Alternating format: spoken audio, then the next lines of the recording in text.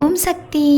என் அன்பின் கண்மணியே, பல நேரங்களில் என்னிடம் வந்து உனக்கு வேண்டியவற்றை கேட்கின்றாய். நீ நினைப்பது என்னவாக இருந்தாலும் சரி, அதை நான் கொடுக்க வேண்டும் என்று நினைக்கின்றாய். ஒரு வரத்தை கேட்க வேண்டும் என்று நினைத்து என்னிடம் வந்து கேட்பாய். ஆனால் நீ கேட்கும் வரம் எப்படிப்பட்டது என்பது கூட உனக்கு தெரியாது. அது நல்ல வரமா அல்லது நீ கேட்கும் வரம் தவறான வரமா என்று கூட தெரியாமல் ஒரு வரத்தை கேட்டு விடுவாய். ஆனால் நீ கேட்கும் வரத்திற்கு அர்த்தம் உனக்கு தெரியாது. உன்னிடம் வந்து அந்த வரம் சேரும் பொழுது நீ கேட்பாய், நான் என்ன வரம் உன்னிடம் கேட்டேன் அம்மா, இப்பொழுது நீ என்ன வரம் கொடுத்திருக்கின்றாய், என்னை ஏமாற்றி விட்டாயே அம்மா, மனிதர்கள் தான் என்னை ஏமாற்றி சந்தோஷப்படுத்துகிறார்கள் என்றால் நான் கேட்கும் வரத்தை கொடுக்காமல் என்னை இப்படி கஷ்டப்படுத்துகிறாயே என்று கேட்பாய். ஒன்று சொல்கிறேன் கேள் தங்கமே. ஒரு ஊரில் சண்டமார்தன் என்று ஒரு நெசவாளி இருந்தான். அவனோ நல்ல உழைப்பாளி.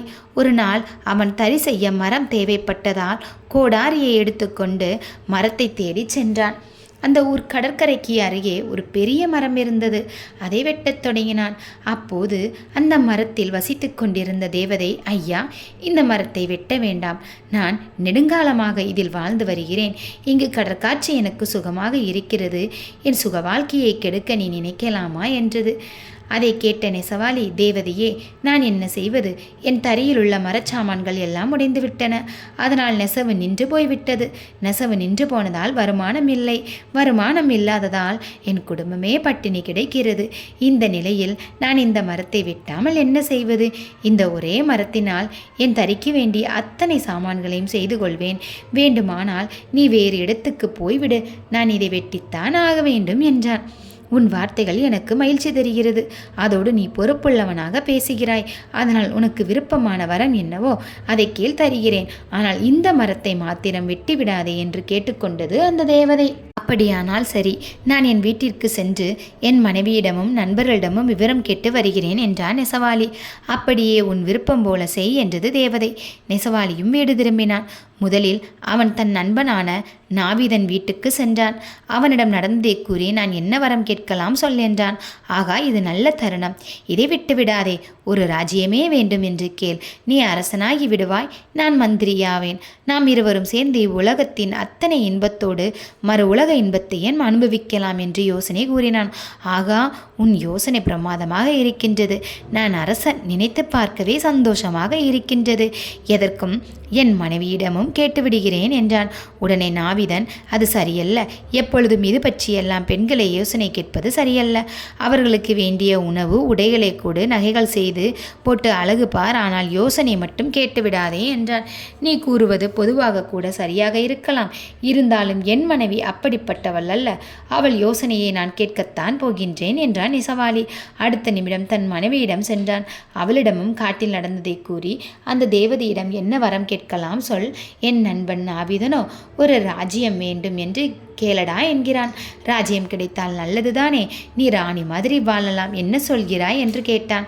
அதற்கு அவள், அந்த நாவிதன் என்ன பெரிய புத்திசாலியா, அது மட்டுமல்ல, அரச பதவி என்ன சாதாரணமானதா, அது தொல்லைகள் மிகுந்ததாயிற்றே, சண்டை, சமாதானம், முற்றுகை, போர், சேச்ச, எத்தனை பிரச்சனைகள் நிறைந்தது தெரியுமா, நீங்கள் நினைப்பது போல ஒருபோதும் திருப்தியாக வாழ முடியாது, பதவியை பெரும் பொருட்டு மகனே எதிரியாக மாறுவான், ஆனால் அது வேண்டவே வேண்டாம் என்று யோசனை கூறினாள். நீ சொல்வதெல்லாம் சரிதான், பிறகு என்னதான் கேட்கலாம் சொல் என்றான் கணவன்.